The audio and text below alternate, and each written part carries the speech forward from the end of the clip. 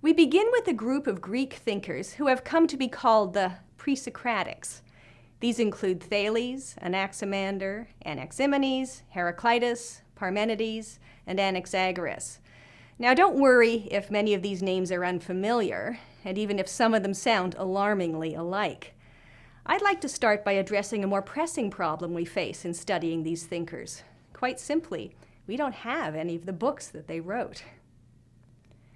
The Pre-Socratics were active in the 6th and 5th centuries BCE, about 2.5 millennia ago.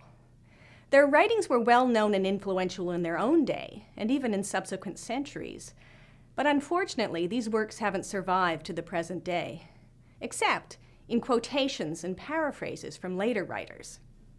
You'll see, for example, that virtually all of our information about Thales comes from Aristotle, who lived centuries after he did. And for Anaximander and Anaximenes, as well as for other Pre-Socratics, our sources are even later. An example of such a source is Hippolytus of Rome, a Christian bishop in the 3rd century CE, about 800 years after Thales. And he wrote a book called The Refutation of All Heresies.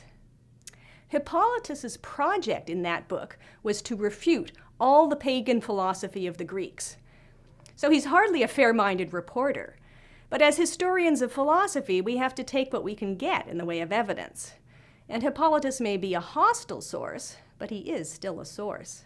He regularly quotes from the philosophers he's trying to refute, and for that, I'm eternally grateful. Now, in the irony of all ironies, the refutation ended up being one of the most important vehicles for the preservation and dissemination of the philosophies that he set out to discredit. So, go figure that. So before we can begin to study pre-Socratic philosophy, we need to reconstruct these lost works, or at least as much of them as we can, from reports like those in Aristotle and in Hippolytus. Now, in this reconstruction project, we are like archaeologists who are excavating the ruins of an ancient temple. Little of the original structure is left standing, most of it's fallen down in pieces, many of these pieces have been destroyed or carried away by scavengers or collectors, some of them may be in the British Museum. Still, archaeologists try to reconstruct what the original building was like from the pieces that remain, as well as from reports from people who traveled to the site when it was intact and wrote down a description of what they saw. So that's the sort of reconstruction project that we are engaged in when we investigate the philosophy of the Pre-Socratics. Now, the good news is that a lot of this reconstruction project has already been done by classical scholars over the last 2 centuries.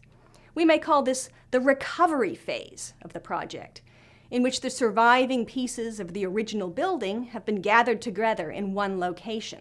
Those locations are our source books. Now, the next step is to reassemble the pieces to reconstruct the original building. Now, the bad news is that in the case of pre-Socratic texts, we don't have all the pieces of the original, and in some cases, hardly any of them. So it's a matter of interpretation, hypothesis, and conjecture to figure out what the whole edifice looked like.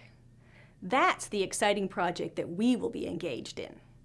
We are going to study these fragmentary remains and partial evidence and try to figure out how they all fit together into a whole. In this case, not a whole building, but a whole text or a whole philosophy.